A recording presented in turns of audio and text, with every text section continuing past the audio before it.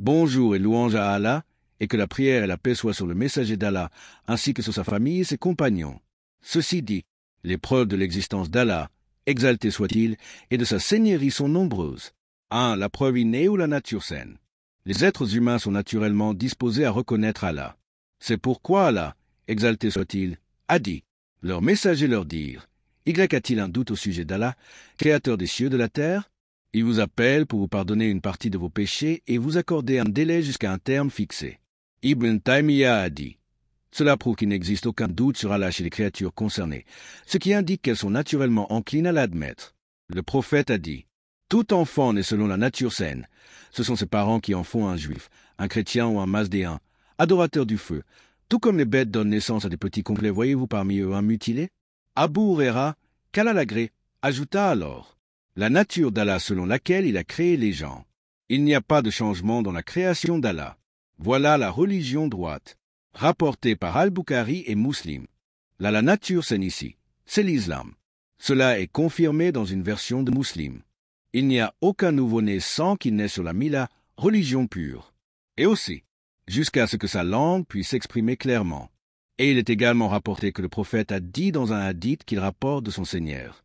J'ai créé tous mes serviteurs hanifs, monothéistes, mais les démons sont venus à eux, les ont détournés de leur religion, leur ont interdit ce que je leur avais permis, et leur ont ordonné d'associer à moi ce pourquoi je n'ai révélé aucune autorité. Rapporté par Muslim. 2. La preuve du conflit ou de la non-coexistence de deux divinités. C'est ce qu'on appelle aussi la preuve du refus mutuel, qui consiste à dire que s'il y avait deux créateurs et qu'ils étaient en désaccord, si l'un voulait créer quelque chose et l'autre voulait l'empêcher, alors soit les deux réussiraient, soit aucun, soit l'un des deux. Les deux premiers cas sont impossibles. Le premier, car deux contraires ne peuvent coexister. Le second, car l'absence totale est également impossible. Il ne reste donc que la troisième possibilité. Seul l'un d'entre eux accomplit sa volonté. Celui-là est le vrai Seigneur créateur, l'autre est impuissant et ne mérite pas la seigneurie. 3. Les signes dans l'âme et dans l'univers. C'est ce qu'a invoqué Moussa et celui lorsqu'il a répondu à Pharaon, qui est la seigneurie, du moins en apparence. Allah dit, Pharaon dit, et qu'est-ce que le Seigneur des mondes? Il dit, le Seigneur des cieux et de la terre et de ce qui est entre eux, si vous êtes convaincus. Et aussi, il dit, le Seigneur de l'Orient et de l'Occident, et de ce qui est entre eux, si vous êtes doués de raison. L'auteur du commentaire de At-Tawiyya a dit, l'ordre parfait et la cohérence de tout l'univers sont la plus grande preuve qu'un seul Dieu, un seul souverain, un seul Seigneur l'administre, qu'il n'y a pas d'autre Dieu pour les créatures que lui, ni d'autre Seigneur. Il rapporte également une anecdote d'Abu Hanifa qu'Allah lui fasse miséricorde. Des théologiens voulurent débattre avec lui à propos de l'unicité d'Allah. Il leur dit, avant de parler de cette question, dites-moi ce que vous pensez d'un bateau sur le Tigre qui irait, se chargerait, reviendrait, accosterait, se déchargerait, puis repartirait, sans que personne ne le dirige. Ils répondirent, c'est impossible. Il leur dit alors, si cela est impossible pour un simple bateau, que dire alors de cet univers tout entier, avec ses cieux et ses terres? D'autres ont aussi rapporté cette anecdote. 4. Les raisonnements rationnels. Le Coran emploie de nombreux exemples et paraboles qui sont des raisonnements intellectuels solides servant à prouver les vérités religieuses. Allah dit, ont-ils été créés à partir de rien? Ou sont-ils les créateurs? Ceci est une preuve claire et concise sur l'unicité d'Allah dans la création. En effet, nous voyons apparaître les nuages, la pluie, les arbres, les humains. Ces choses ont été créées.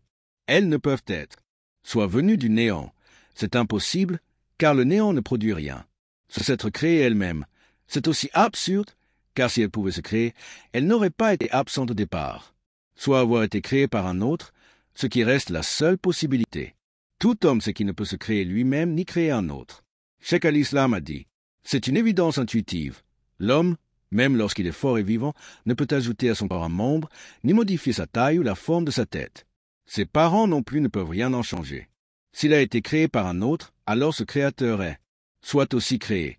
Alors il y a une chaîne infinie de créateurs, ce qui est impossible, soit un être nécessaire par lui-même non créé. C'est donc Allah, le créateur unique. Enfin, le discours que tu as cité contient du vrai et du faux. Allah n'est pas une réalité absolue au sens abstrait du terme. L'absolu n'existe que dans l'esprit. Allah est une entité réelle, distincte de sa création, dotée d'attributs majestueux, élevé au-dessus de son trône, lequel est au-dessus de toutes ses créatures. Croire en Allah ne s'arrête pas à reconnaître son existence. Il faut l'unifier dans l'adoration, affirmer ses noms et ses attributs. C'est cela le véritable monothéisme auquel ont appelé tous les messagers. C'est pourquoi nous conseillons à celui qui recherche la vérité sur l'unicité de méditer d'abord le Coran, d'y observer ce qu'il dit sera là. C'est bien fait envers les pieux, sa punition contre les rebelles, les récits des prophètes, les réalités de l'au-delà, du paradis et de l'enfer. En méditant sa seigneurie, ses promesses et menaces, le cœur de l'homme s'incline vers lui, se soumet, l'aime et le craint. Il l'adore alors selon la voie qu'il a prescrite. Et Allah est plus savant.